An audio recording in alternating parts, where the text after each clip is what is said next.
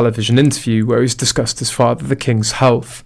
The Duke of Sussex has been interviewed for the first time since King Charles postponed all public-facing duties because of his cancer diagnosis. He's also talking about his life with Meghan Markle in the Invictus Games during the broadcast to be aired on Good Morning America on Friday.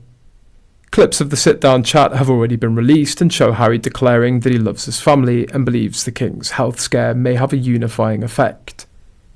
Royal courtiers said today Buckingham Palace aren't over the moon at Prince Harry's latest interview after he suggested his father's illness could lead to a reconciliation, and will be hoping that he doesn't say any more.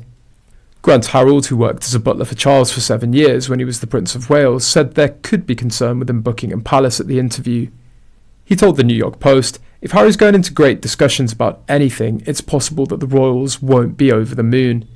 Mr. Harold added, playing devil's advocate, Harry could have asked his family if they were happy for him to speak about it publicly, but I don't see, and from my own experiences with the household, I don't see that having happened.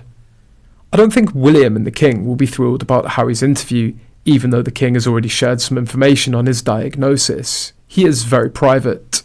Phil Dampier said the King and Buckingham Palace had avoided responding to Harry's comments in the past few years, which was a deliberate policy by the King to not make things worse and leave the door open.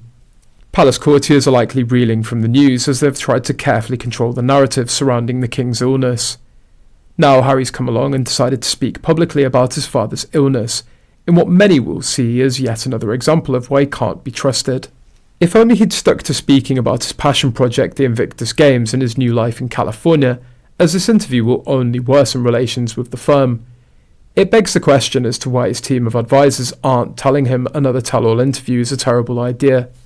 The rumour on Tumblr is that Buckingham Palace are considering a legal action to prevent Harry from going any further. Commentators warned today that the royal family will fear that at a later point he could start to go into details about the diagnosis or the treatment in the upcoming interviews in the future.